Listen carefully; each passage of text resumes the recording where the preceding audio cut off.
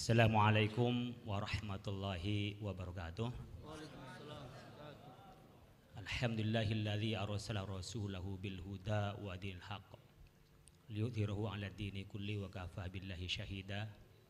Asyhadu an la ilaha illallah wahdahu la syarikalah wa asyhadu anna sayyidana Muhammadan abduhu wa rasuluhu la nabiyya ba'dah. Allahumma shalli wa sallim ala sayyidina Muhammad wa ala alihi wa ashabihi wa man tabi'ahu bi ihsan ila yaumil qiyamah. Amma ba'du. Yang kami hormati pimpinan Majelis Ulama Indonesia Ki Haji Salahuddin Ayyubi, bidang ekonomi syariah, halal dan pengembangan organisasi. Yang kami hormati Ki Haji Arif Fakhruddin, Wasekjen bidang dakwah dan ukhuwah. Yang kami hormati jajaran Komisi Dakwah dan undangan MUI yang hadir, ada Pak Agus Edward dan barangkali dari komisi yang lain ada di Komisi Infokom. Yang kami hormati Menteri PMK, ini Prof Muhajir, itu baru tadi jam 11.45 WA ke saya kalau yang menggantikan itu adalah Prof Warsito. Dan alhamdulillah beliau ada tengah-tengah kita. Biasanya kalau Prof Muhajir itu mungkin yang menyampaikan. Jadi kalau Prof Warsito itu adalah yang bikin apa yang mau disampaikan. Jadi kalau beliau yang datang berarti beliau sebenarnya yang menulis, yang memproduksi, menyampaikan sendiri. Ini dapat dua, satu adalah kompetensi, yang kedua adalah kewenangannya. Jadi ada orang berwenang tapi tidak kompeten, ada yang kompeten tapi tidak berwenang. Beliau dua-duanya, kompeten dan berwenang. Yang insya Allah nanti beliau sesuai dengan bidangnya adalah bidang pendidikan dan bidang moderasi beragama. Mungkin nanti bisa dilihat irisannya dengan yang kita sudah terima di standarisasi ini tentang wasatiyatul Islam. Bapak Ibu sekalian, tadi mungkin bingung, ini acara pertemuan kok banyak sambutan, ada Pegadaian, ada BPKH. Ya, dari Pegadaian ada Pak Triantoro, di BPKH ini harusnya Pak Alek, yang hadir adalah alhamdulillah ini Pak Khairian Syah Salman, ini beliau juga ahlinya. Jadi beliau yang bikin kebijakannya. Mungkin bingung, kok ada urusan begini, apa urusan dengan Pegadaian? Biar kita tidak tergadaikan Bapak Ibu sekalian. Jadi cukup barang kita yang digadaikan, tapi iman kita dan prinsip kita jangan sampai tergadaikan gitu ya. Artinya apa? Acara komisi dakwah itu sering disupport oleh Pegadaian. Gitu. Nah, tepuk tangan yang keras. Kalau tepuk tangannya keras berarti nanti akan kerjasama di daerah masing-masing dengan Pegadaian. Ya, jadi saya ini ketua Dewan Pengawas Syariahnya, jadi kalau sudah memberikan arahan tinggal ditindaklanjuti di daerah masing-masing. Kemudian ada BPKH, ya. Apa urusan BPKH? Ya karena kita memang mendorong bagaimana di BPKH itu tersosialisasi pada masyarakat. Kalau benarnya sudah pasti sudah ada bidangnya sendiri, tapi kita membantu untuk sosialisasi agar tidak ya salah informasi. Sehingga dari salah informasi bisa salah paham, kemudian tidak paham. Yang repot adalah orang yang tak mau paham. Nah, kita fasilitasi, itu namanya dakwah. Saling menguntungkan, kita menyampaikan informasi BPKH, BPKH bayar sama kita. Itu halal dua-duanya dan saling menolong antar keduanya. Yang saya ingin gambarkan adalah dakwah itu adalah saling menguntungkan dan dakwah saling memberi. Dan dakwah itu saling memberi rasa damai dan nyaman. Ibu bapak bisa di sini dengan santai, ya, agak dingin, minum juga seenaknya. Itu diantaranya adalah karena bayaran bapak ibu sekalian, tapi sekurangnya adalah bantuan dari sponsor-sponsor itu. Nah, bapak ibu sekalian, berikutnya ada Habibana Nabil Al-Musaw, beliau ini di Majelis Rasulullah dan beliau juga wakil ketua di kita di Komisi Dakwah. Dan ya ada Bintal dari TNI AL Pak Harun, ya ada dari TNI AD Angkatan Darat itu Pak Rahim, juga Pak Abdul Rahim juga mewakili. Jadi kita ini lintas, namanya dakwah itu lintas profesi, lintas level, juga lintas instansi. Karena pada dasarnya antara yang membela negara dengan yang dalam arti memegang senjata dan membela negara dengan pakai narasi dan hujah nggak kalah pentingnya. Yang pakai senjata untuk menjaga perbatasan, sementara yang pakai narasi itu adalah untuk memberikan keterbatasan kita menjadi tidak terbatas. Jadi dua-duanya adalah sama-sama di jalan Allah untuk membela tanah air, dan membela tanah air adalah perintah Allah. Bapak Ibu sekalian rahmatullah subhanahu wa ta'ala, saya ucapkan selamat. Saya nggak tahu wisudanya itu di mana ini. Tapi undangannya wisuda saya mulai tadi tuh ngelihat toganya di mana gitu. Jadi saya pasrahkan kepada ketua komisi dakwah, modelnya ini mungkin sulitnya model wisuda sama dengan sulitnya memberikan titel kepada para lulusan ini. Saya tidak mengatakan alumni standarisasi, jangan bilang alumni standarisasi. Ya, itu tidak tepat, tapi keluarga besar dai berstandar MUI. Ini perlu. Kenapa? Karena kalau alumni itu udah selesai. Tapi kita ini Bapak Ibu sekalian berstandar, bukan pendidikan. Berstandar itu adalah penyamaan persepsi. Dulu Yai Ayub itu bikin keputusan di MUI ada namanya taswiyatul afkar. Bagaimana bisa pemikiran kita, paradigma kita bisa disamakan dalam 3 hal. Pertama soal wasatiyatul Islam, bagaimana kita menjaga tentang Islam yang moderat dalam arti yang lebih luas daripada nanti yang dirumuskan oleh pemerintah. Kenapa?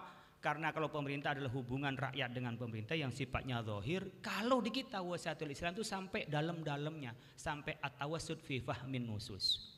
Itu tidak ada hubungan pemerintah dan warga sampai ke situ. Kita pertama di situ bagaimana kita bisa satu persepsi soal wasatiyatul Islam, kemudian wawasan kebangsaan.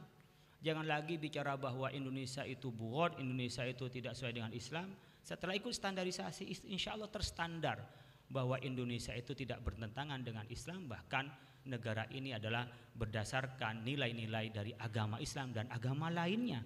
Ketika ketuhanan yang Maha Esa, saya pikir semua agama pasti mengakui kebenarannya, perspektif dari agamanya masing-masing. Apalagi ketika bicara persatuan Indonesia, itu pasti adalah keinginan dan itu sesuai dengan nilai dari ajaran agama kita yang plural ini. Di Indonesia banyak agama, tapi agama kita Islam tidak ada Pancasila yang bertentangan. Kemudian yang ketiga adalah soal metode. Bagaimana metode dakwah kita menjadi yang ramah bukan yang marah, kita menggunakan metode yang menyenangkan bukan yang membosankan, yang mengatasi masalah, yang mencari solusi bukan hanya menebarkan aksi dan emosi, dan bagaimana kita mendidik bukan menghardik, kita yang membina bukan yang membinasakan. Itu kerangka yang dibangun dalam metode kita. Jangan sampai di kantor kita ditekan oleh atasan kita, atau jemaah kita ditekan oleh atasannya untuk mencapai target di kantornya, di rumahnya diomelin istrinya, nyampe di masjid ditakut-takutin oleh ustadznya. Jadi coba dibikin bergembira, basyiru, wala tunafiru. Kita memberikan mereka menjadi senang at home lagi dengan ustadz itu yang kita inginkan di dalam dakwah kita. Oleh karena itu, ketika Bapak Ibu sudah dinyatakan lulus dan mendapatkan sertifikat dari MUI menjadi dai standar MUI. Jadi namanya dai standar. Coba kita dai standar. Standar MUI. Yang di luar MUI tidak gitu. Jadi yang ikut ini yang sudah berstandar MUI, yang tidak ikut tidak berstandar bisa lebih baik, bisa lebih buruk. Apa konsekuensinya Pak ketika kita menjadi dai berstandar MUI? Pertama, kita ini adalah taswiyatul harokah. Kita satu langkah, satu gerakan. Meskipun beda-beda segmennya, ada yang di perkotaan, ada yang di desa, ada juga mungkin di televisi, ada yang terjun di masyarakat dalam bentuk ceramah atau pemberdayaan berbagai level. Itu taswiyatul harokah. Apa harokahnya? Li'izzatil Islam wal muslimin. Jadi jangan sampai organisasi. Nah, ini yang kita inginkan, taswiyatul harokah. Kemudian kita bisa taswiyatul manhaj. Kita menyamakan persepsi bagaimana metodenya membangun bangsa ini. Bagaimana apa Pak yang akan dicapai dari dakwah kita? Ada 3M. Pertama adalah musahih. Posisi kita ini meluruskan. yang bengkok, meluruskan paham yang salah. Kita harus menjadi musoheh. Jangan sampai kita yang menyebar hoax. Kita yang meluruskan dari kesalahan-kesalahan itu. Itu fungsi kita. Kemudian kita menjadi mughayyir, menjadi orang yang mengubah. Jadi jangan kita yang diubah. Kita sebut dengan opinion leader. Orang nih kok mulai ke kiri, kita ke kanan kan. Jangan terlalu kanan, kita kiri kan. Sama, yang lemes kita keraskan, yang keras kita lemaskan. Ini fungsi kita adalah mengeraskan yang lemes, melemeskan yang keras. Fungsi kita. Jadi kita memang harus menjadi mughayyir, opinion leader, diarahkan mau dikemanain bangsa ini. Jemaah kalau saya ceramah, kalau saya bikin pendidikan, kalau kita pemberdayaan, arahnya mau kemana? Mughayyir. Maka kita harus muharrik, orang yang bisa menggerakkan. Bukan kita yang digerakkan. Ya. Makanya Bapak sekalian, di tengah kondisi seperti sekarang pemilu ini, jangan sampai kita terombang ambing. Repot nomor 1, nomor 2, nomor 3. Saya sering sebutkan, jangan pilih semuanya. Enggak sah kalau dipilih semuanya. Tapi jangan juga ditinggal semuanya. Tapi pilih satu saja. Ini salah paham lagi ini. Bukan 01 pilih 1, kalau dipilih 2 pasti enggak sah. Dipilih 3 tidak sah. Pilih 1 di antara yang 3. Ini dasar pendukung 1 semua ini. Ini tepuk tangan ini merasa didukung 01 ini. Nah, kita jangan yang terombang ambing, kita yang meluruskan kalau ketika ada perseteruan. Ini bukan perang Badar, ini bukan perang Uhud, ini memilih bangsa yang terbaik. Anda tidak boleh netral. Kalau netral itu ya susah, didorong ke depan juga, bisa ke belakang juga ke belakang, didorong ke belakang, nggak jelas. Jadi kita nggak boleh netral, bisa gigi 1, bisa gigi 2, bisa gigi 3. Tapi nggak mungkin 1, 2, 3 gigi sekaligus tuh nggak mungkin gitu. Tapi jangan netral, kita harus jalan. Nah yang seperti ini pola-pola kita untuk memajukan bangsa, membawa bangsa ke depan seperti apa? Itu kerjaan kita. Maka kita menjadi dai berstandar MUI itu artinya apa? Ibu bapak kalau ada masalah dengan hukum di masyarakat itu MUI ikut bertanggung jawab. Keuntungan pertama soal hukum. Jadi seperti kemarin ada yang ceramah di televisi disoal oleh KPI. Pak Khalil ini ada nama ini gimana nih Pak Khalil? Saya buka, oh terstandar MUI orang ini. Udah Pak, nggak usah diperiksa apa, MUI yang manggil nanti yang bina. Bener itu. Termasuk tanya sama Ustadz Agus, Ustadz Azhari Nasution ini. Nggak boleh masuk ceramah di TV itu tanpa ada standar dari Majelis Ulama Indonesia. Nanti ngeluarin dalil nulis inna sholata tanha. Bukan tanha itu. Enggak pernah terstandar MUI, yang diomelin MUI. Nah ini yang salah-salah. Oleh karena itu kita ketika berstandar MUI, persoalan hukum tergelincir akan dibina oleh MUI. Kalau tidak bisa dibina, kita binasakan. Ya kita keluarkan, dia sudah keluar di standar MUI. Tapi kalau selama masih bisa dibimbing oleh MUI, kita akan bimbing. Maka nanti setelah Bapak Ibu sekalian mengikuti pengesahan ini, nanti ada upgrading. Ini para penceramah kebanyakan ngomong, nggak pernah dengerin. Ini kalau nggak dipaksakan nggak mau dengerin. Kenapa? Tukang ceramah. Contohnya apa? Kalau jadi khotib cepat datang ke masjid. Pas nggak jadi khotib itu pas sholat baru datang. Yang ketawa nih yang pengalaman ini. Nah yang gini-gini kan perlu kita kumpulkan agar arahnya jelas. Jadi kita bisa taswiyatul afkar, taswiyatul manhaj, wa taswiyatul harokah. Kita sama dalam gerakan itu adalah ujungnya adalah bagaimana kita berjuang di jalan Allah Subhanahu wa taala. Yang kedua yang bisa kita lakukan selain menjamin persoalan hukum adalah memastikan yang disampaikan itu tidak bertentangan dengan Islam, tidak bertentangan dengan kebangsaan, tidak bertentangan dengan kehidupan masyarakat kita. Ini kadang-kadang ada yang tekstual saja, kemudian apa yang tidak ada di teks dianggap itu adalah salah, padahal ada metodologinya, ada manhajinya yang kita harus luruskan. Oleh karena itu Bapak Ibu sekalian, selamat bergabung dengan Majelis Ulama Indonesia. Ya, ketika nyampe di Malaysia, Habib Nabil ini dilarang untuk berceramah. Di Singapura dilarang untuk berceramah. Dikasih sertifikat standar MUI yang tanda tangan Ahmad Zubaidi dan Khalil Nafis, langsung dipersilakan untuk ceramah. Kalau nggak ada orangnya dikirim bohong saya. Ini ada Habib Nabil di depan ini. Jadi ibu bapak sekalian, ini ada jimatnya. Tapi tidak, ini berarti hulu dan bukan kahana. Ada lagi Ustazah Oki Setiana Dewi. Itu di satu tempat di Bali juga dilarang untuk ceramah. Dia cerita ke saya, di foto ketepatan dia bawa sertifikat bahwa ia memegang syahadah standar MUI, kemudian disuruh naik untuk ceramah. Artinya apa? Dengan standar itu Bapak Ibu sekalian punya tanggung jawab untuk menjaga akhlak sebagai ustadz dan menjaga bahwa ibu bapak sekalian adalah keluarga besar Majelis Ulama Indonesia. Oleh karena itu tolong dijaga kepercayaan masyarakat dan kepercayaan negara lain kepada kita. Tolong sampaikan dakwah yang baik, inspiratif dan kreatif, membuat nyaman pada orang lain, berikan jalan yang lebih baik kepada orang lain. Karena kita ini sebenarnya adalah muhwa ta'ala. Kurang lebihnya mohon maaf, mudah-mudahan bermanfaat Bapak Ibu sekalian.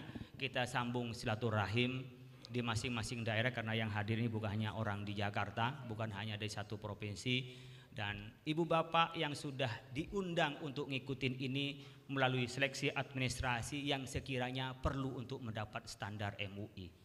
Yang daftar ribuan yang belum ikut, tapi dilihat oleh Pak Zubaidi masih belum memerlukan, maka belum dipanggil. Sampai kapan dipanggilnya? Kalau menurut kita jam terbangnya memang memerlukan standarisasi. Khawatir kalau pas di standar ternyata dia nggak ada yang ngundang. Yang di standar kira-kira siapa? Karena ada orang sengaja ikut standar MUI, barangkali bisa memperamai undangan. Kita tidak itu, tapi untuk menyamakan persepsi, ya, sehingga di Indonesia ini kan beda dengan Malaysia ataupun Brunei, bahwa orang yang ceramah itu sudah ada ketentuannya dari pemerintah. Kita enggak hukum pasar, membuat orang nyaman banyak yang ngundang, kalau enggak nyaman pasti enggak ada yang ngundang. Jadi ibu bapak kalau sepi undangan, refleksi diri, jangan nyalain orang lain. Ini kok tepuk tangan ini yang masih belum rame nih undangannya. Mudah-mudahan setelah ini punya wawasan yang baik. Tujuan kita bukan banyak undangan, tapi bagaimana bisa memberikan manfaat yang banyak kepada orang banyak. Terima kasih, kurang lebihnya mohon maaf. Wallahul muwaffiq ila aqwamit thoriq. Assalamualaikum warahmatullahi wabarakatuh. Ya, dipersilakan untuk meresmikan peluncuran website Komisi Dakwah. Bapak Ibu sekalian, saya ingin menyampaikan bahwa di dunia digital ini kita nggak mungkin sekarang secara manual. Oleh karena itu kami kerjasama dengan Infocom MUI ini terus dikembangkan apa yang bisa kita berikan kepada masyarakat, mulai dari keputusan-keputusan MUI, begitu juga informasi-informasi dakwah dari MUI dan masyarakat yang perlu disebarluaskan melalui pengembangan website dan aplikasi di Majelis Ulama Indonesia. Ini ditangani oleh Infocom. Dengan ini saya atas nama pimpinan Majelis Ulama Indonesia mengucapkan Bismillahirrahmanirrahim. Website dan aplikasi dakwah MUI kami luncurkan.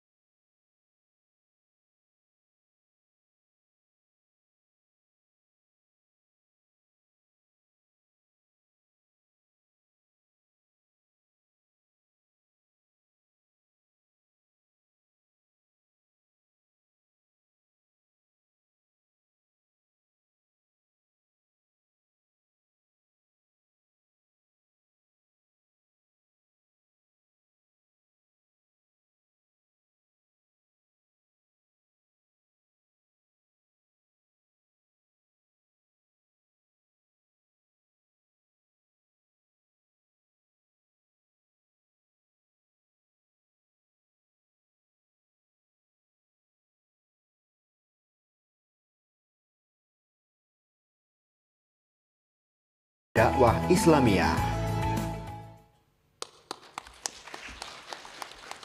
Terima kasih Bapak Ibu sekalian, nanti kita akan kembangkan menjadi layanan dakwah. Karena di beberapa instansi maupun daerah itu minta dai dari MUI. Oleh karena itu nanti mungkin ada yang datanya belum lengkap, kami minta, kadang-kadang kan minta ini Ustadz A, ahlinya tafsir, kemudian kajiannya di mana, ini kadang-kadang minta sama kita. Nanti kita akan lengkapi, kita fasilitasi kontak personnya, bisa saja difasilitasi oleh kita, bisa saja langsung menghubungi kepada yang bersangkutan. Jadi kalau kita tidak agresif di dalam informasi, ini bukan kita jual diri, bukan, tetapi memang harus mengisi dengan yang lebih baik daripada nanti kadang-kadang banyak yang bingung, ini ngundang ustadznya siapa. Nah, ketika ustadznya nanti ngamuk-ngamuk, kadang-kadang juga bukan yang mendalam di bidangnya, banyak yang salah. Yang disalahkan pasti mana MUI tidak membina. Nah, kita bagian dari pelayanan khadimul ummah. Ini bagian dari juga himayatul daulah, karena nanti kadang-kadang ketika nggak ngerti malah bikin musuh dengan negara, bikin musuh dengan yang lain. Nah, dengan pola seperti ini adalah bagian dari upaya Komisi Dakwah Majelis Ulama Indonesia bekerja sama dengan Infocom Majelis Ulama Indonesia untuk melayani umat, ya, untuk himayatul ummah wa khadimul ummah. Terima kasih, kurang lebihnya mohon maaf. Wallahul muwaffiq ila aqwamit thoriq. Wassalamualaikum warahmatullahi wabarakatuh. Waalaikumsalam warahmatullahi wabarakatuh. Terima kasih kepada Kiai Haji Khalil Nafis MA yang telah sekaligus meluncurkan website MUI. Mudah-mudahan